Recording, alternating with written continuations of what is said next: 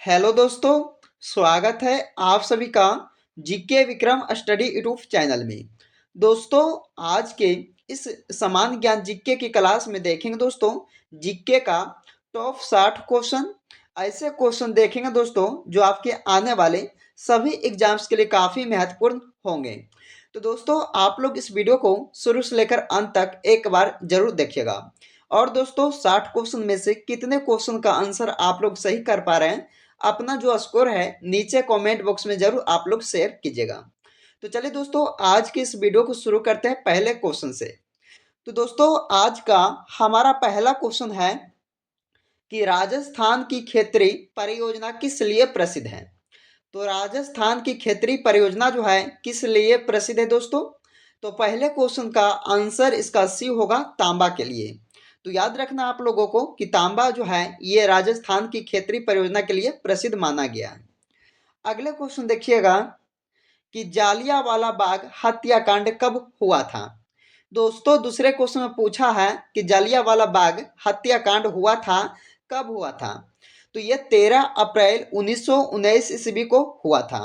कब दोस्तों? 13 अप्रैल 1919 ईस्वी को, वो भी अमृतसर शहर में। अगले क्वेश्चन देखिएगा कि सांची का स्तूप भारत के किस राज्य में स्थित है। तो तीसरे क्वेश्चन में पूछा है कि सांची का स्तूप जो है ये भारत के दोस्तों किस राज्य में स्थित है।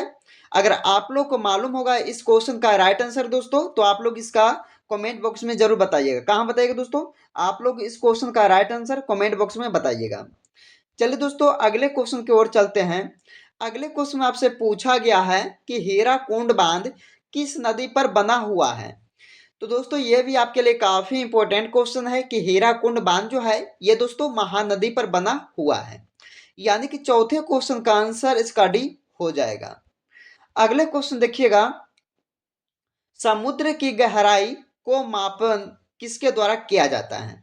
तो समुद्र की गहराई को मापन जो है दोस्तों वो किया जाता है फैदोमीटर के द्वारा। ये मापा जाता है समुद्र की गहराई। यानी कि पांचवें क्वेश्चन का आंसर इसका डी हो जाएगा। अगले क्वेश्चन देखिए दोस्तों, क्वेश्चन नंबर आपका 6 है कि भीमराव अंबेडकर की समाधि स्थल क्या कहलाता है। तो भीमराव अंबेडकर की समाधि स्थल कहलाता दोस्तों चैत्रा भूमि।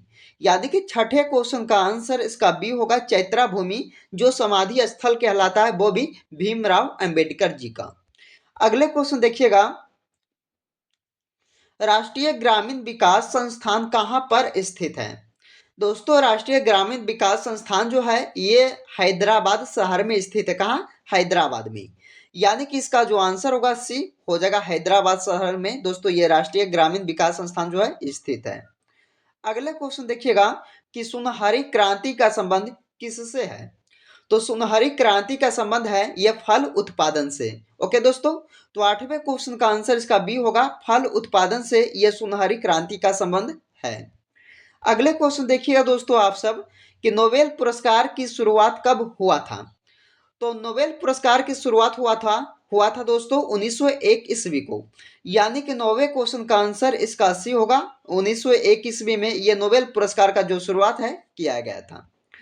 अगले क्वेश्चन देखिएगा कि साइमन कमीशन वापस जाओ का नारा किसका था।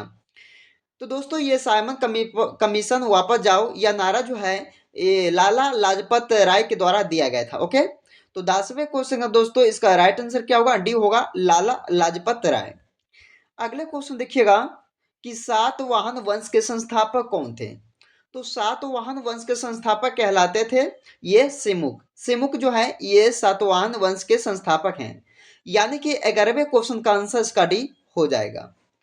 अगले क्वेश्चन देखिएगा दोस्तों कि हड़प्पा स्थल की खोज किसने किया था।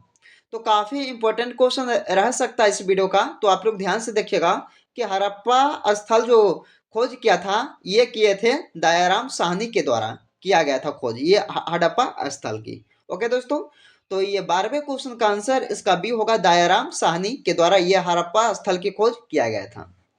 अगले क्वेश्चन देखिएगा, जानकी रमन समिति का संबंध किससे है।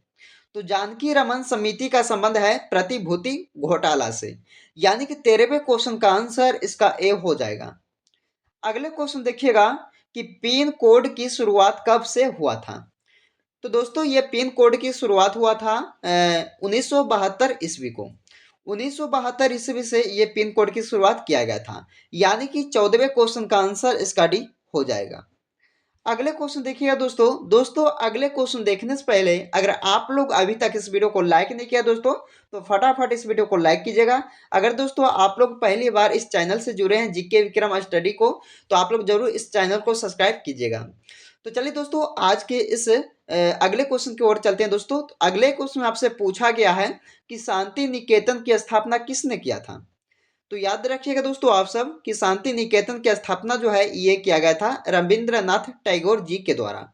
यानी कि इस क्वेश्चन का आंसर इसका डी होगा, रविंद्रनाथ टैगोर जी ने ये शांति निकेतन की स्थापना किए थे।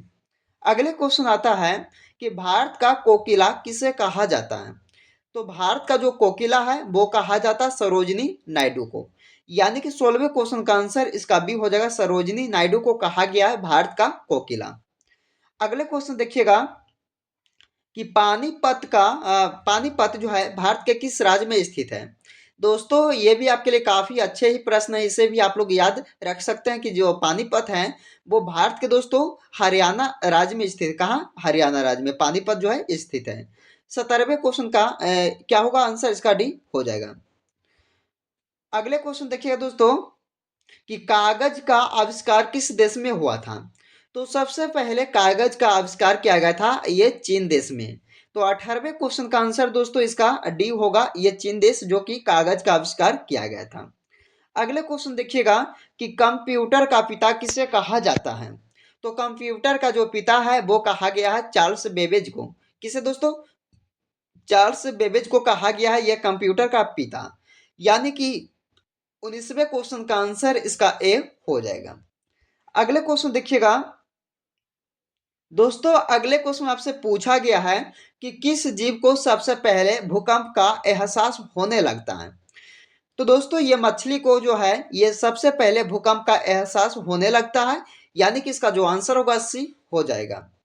अगले क्वेश्चन देखिएगा आप सब कि भारत में पहला अस्पताल कब बनाया गया था।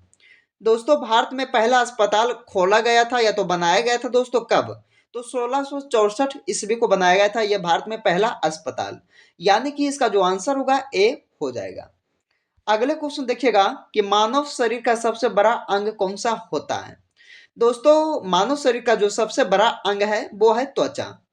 यानी कि 22वें क्वेश्चन का आंसर इसका ए हो जाएगा। ये भी आपके लिए दोस्तों साइंस के लिए इंपॉर्टेंट क्वेश्चन रहेगा इस वीडियो में, तो आप लोग इसे भी याद रखिएगा। अगले क्वेश्चन देखिएगा कि भारत में सबसे पहले बिजली किस शहर में आई थी। दोस्तों भारत में सबसे पहले बिजली जो आया था वो आया था कोलकाता शहर में, यानी कि इसका जो आंसर होगा डी हो जाएगा। अगले क्वेश्चन देखिएगा कि महात्मा गांधी जी के फोटो नोट पर कब से आना शुरू हुई थी। तो दोस्तों ये महात्मा गांधी जी के फोटो जो नोट पर आना शुरू हुआ था वो हुआ था दोस्तों 1996 ईस्वी से। ओके, तो 24वें क्वेश्चन का आंसर इसका ए राइट आंसर हो जाएगा। अगले क्वेश्चन देखिएगा कि कौन सी दाल में सबसे ज्यादा कैल्शियम होता है। Very very important important question है दोस्तों, आप लोग ध्यान से देखिएगा और हर एक क्वेश्चन को आप लोग बारीकी से समझिएगा। तो कौन सी दाल में सबसे ज्यादा कैल्शियम होता है यानी कि पाया जाता है। तो ये हो जाएगा दोस्तों अरहर। क्या? अरहर। यानी कि ये ऑप्शन का सी हो जाएगा ये 25वें क्वेश्चन का।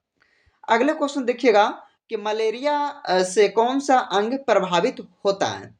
दोस्तों मलेरिया रोग से जो कौन सा अंग जो है प्रभावित होता है, तो ये हो जाएगा प्लीहा। यानी कि 26वें क्वेश्चन का आंसर इसका ए हो जाएगा। अगले क्वेश्चन देखिएगा कि केदारनाथ का प्रसिद्ध मंदिर किस नदी के तट पर स्थित है।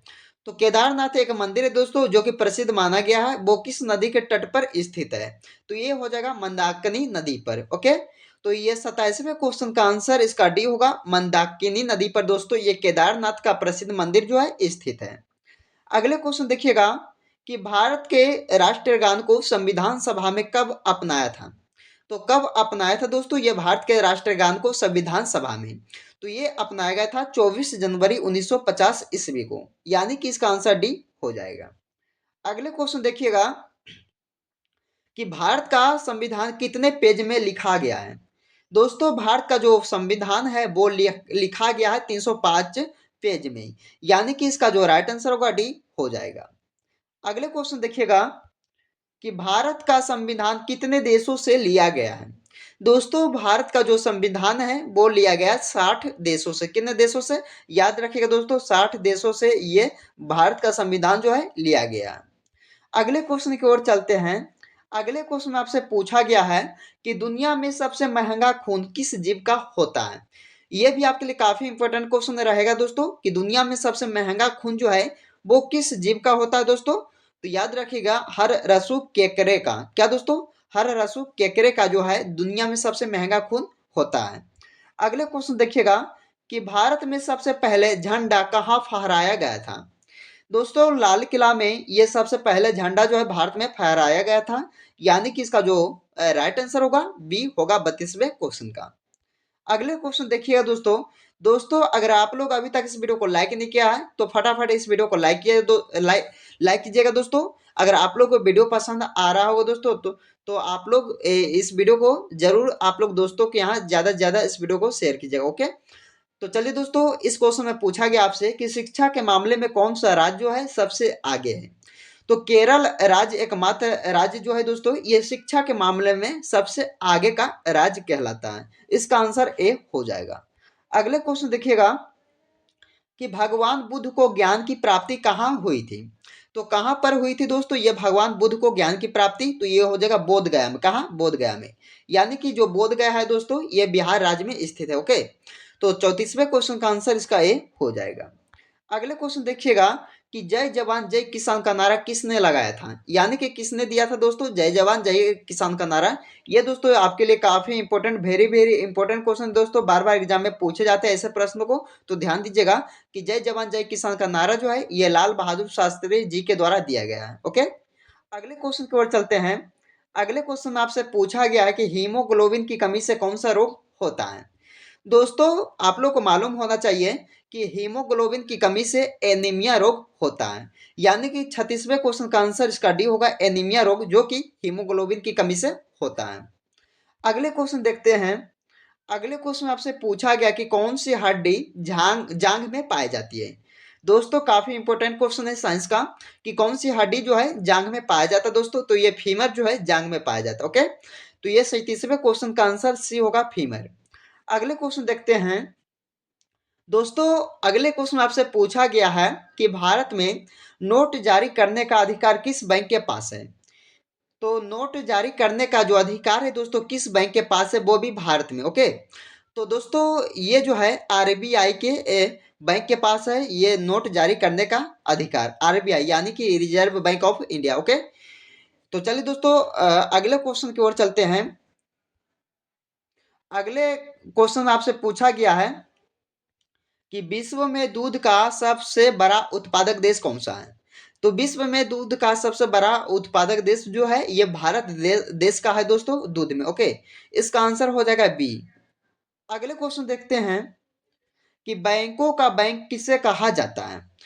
तो दोस्तों बैंकों का बैंक जो है किसे कहा जाता है, तो इसका आंसर होगा दोस्तों आरबीआई को।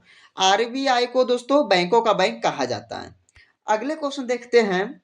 अगले क्वेश्चन में आपसे पूछा गया है कि भगवत गीता को मराठी भाषा में अनुवाद किसने किया था।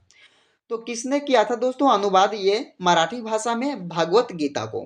तो संत ज्ञानेश्वर ने मराठी भाषा में इसको अनुवाद किया था दोस्तों भगवत गीता को, यानी कि इसका जो आंसर होगा ए हो जाएगा। अगले क्वेश्चन देखिएगा कि द्रोणाचार्य पुरस्कार किसे प्रदान किया जाता है।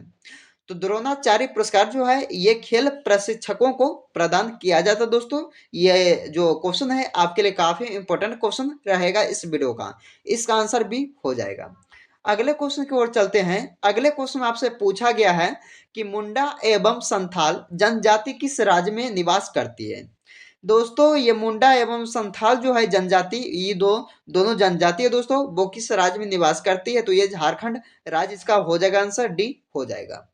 अगले क्वेश्चन देखते हैं। दोस्तों आपसे अगले क्वेश्चन में पूछा गया है कि कुतुब मीनार के निर्माण का कार्य किसने पूरा करवाया था। तो कुतुब मीनार के निर्माण का कार्य पूरा करवाए थे दोस्तों इल्तुतमिश के द्वारा पूरा किया गया था। इसका आंसर क्या होगा, डी हो जाएगा। अगले क्वेश्चन देखिएगा कि विश्व जल दिवस प्रत्येक वर्ष किस तिथि को मनाया जाता है?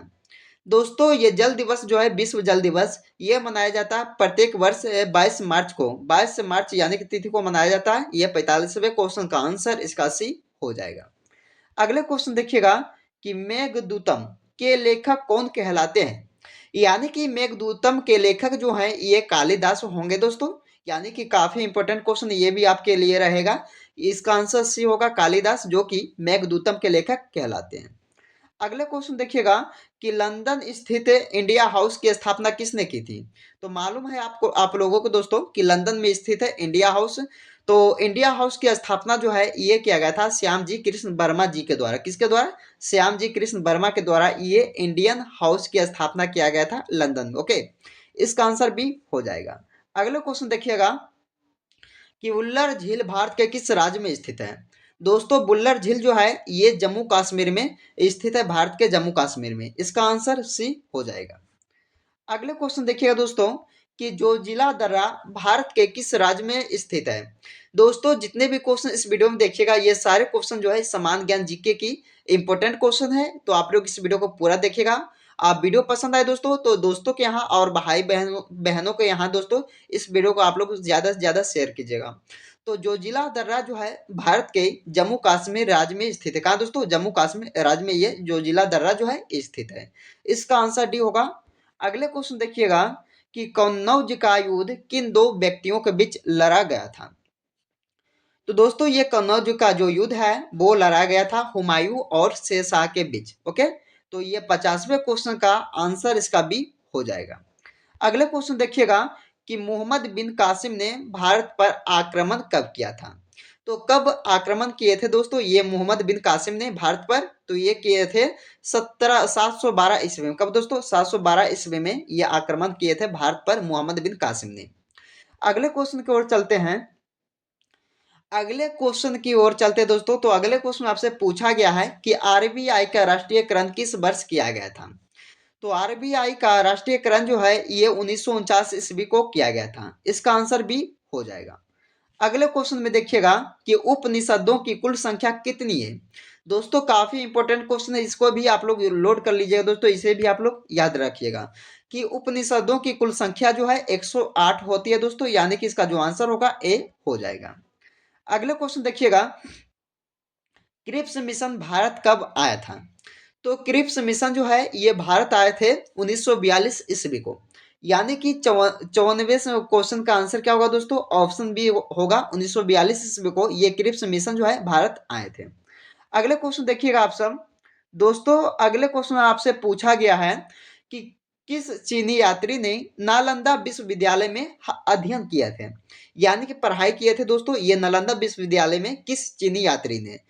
तो इसका आंसर होगा हेन सोंग। क्या हो जाएगा दोस्तों? हेत सोंग, जो कि ये नालंदा विश्वविद्यालय में पढ़ाई किए थे। इसका आंसर भी होगा। अगले क्वेश्चन देखते हैं दोस्तों। आपसे अगले क्वेश्चन में पूछा गया है कि सोडियम का परमाणु क्रमांक कितना होता है? तो दोस्तों सोडियम का जो परमाणु क्रमांक होता है वो होता है 11। आप लोग को मालूम होना जरूरी है दोस्तों कि 11 जो है ये परमाणु क्रमांक कहलाता है सोडियम का। इसका आंसर सी हो जाएगा। देखिएगा दोस्तों अगले क्वेश्चन कि तूतीकोरिन बंदरगाह भारत के किस राज्य में स्थित है? तो तूतीकोरिन जो बंदरगाह है दोस्तों ये भारत के ये तमिलनाडु राज्य में स्थित है। कहाँ? तमिलनाडु में। यानी कि इसका जो आंसर होगा सी हो जाएगा। तमिलनाडु राज्य में ये तूतीकोरिन बंदरगाह दोस्तों ये स्थित है। अगला क्वेश्चन देखिएगा प्राकृतिक रूप से लिटमस का रंग कैसा होता है? दोस्तों प्राकृतिक रूप से लिटमस का जो रंग होता है वो होता है बैंगनी रंग का। ओके, तो ये इसका आंसर क्या होगा दोस्तों? बी होगा। बैंगनी कलर का जो होता है ये लिटमस का प्राकृतिक रूप से होता है। अगले क्वेश्चन देखिएगा कि भारतीय प्रेस का मुक्तिदाता किसे कहा जाता है? दोस्तों वेरी वेरी इंपॉर्टेंट क्वेश्चन है, बार बार एग्जाम में ऐसे क्वेश्चनों को रिपीट किया जाता है। ओके, तो भारतीय प्रेस का मुक्तिदाता जो है ये कहा जाता है चार्ल्स मेटकॉफ को। दोस्तों याद रखिएगा चार्ल्स मेटकॉफ जो है यह मुक्तिदाता कहा जाता है भारतीय प्रेस का। इसका आंसर भी हो जाएगा। अगले क्वेश्चन देखिए दोस्तों, जिसका जवाब आप लोगों को कमेंट बॉक्स में देना होगा दोस्तों। ये जो प्रश्न है आपके लिए टेस्ट रखा गया, ये 60 क्वेश्चनों में से एक क्वेश्चन का जो है आंसर आप लोगों को कमेंट बॉक्स में देना होगा। तो इसमें पूछा गया क्या दोस्तों, ये पहले आप लोग देख लीजिए। तो इसमें पूछा गया आपसे कि विश्व का सबसे बड़ा डेल्टा कौन सा है। तो दोस्तों ये विश्व का जो सबसे बड़ा डेल्टा है वो कौन सा है, तो आप लोग इसका जो राइट आंसर होगा कमेंट बॉक्स में, नीचे कमेंट बॉक्स में जरूर शेयर कीजिएगा। ओके, तो चलिए दोस्तों, आज की इस वीडियो में हमने आपके लिए टॉप 60 क्वेश्चन करवाए हैं जो समान ज्ञान से रिलेटेड क्वेश्चन है दोस्तों, जो किसी ना किसी एग्जाम में पूछे ही जाएंगे। ओके, तो आप लोग इस वीडियो को शुरू से लेकर अंत तक एक बार जरूर देखिएगा। और दोस्तों वीडियो पसंद आए तो लाइक कीजिएगा, दोस्तों के यहाँ ज्यादा से ज्यादा इस वीडियो को शेयर आप लोग जरूर कीजिएगा। तो चलिए दोस्तों, आज के इस वीडियो को यहीं पे समाप्त करते हैं, फिर मिलते हैं अगले वीडियो में।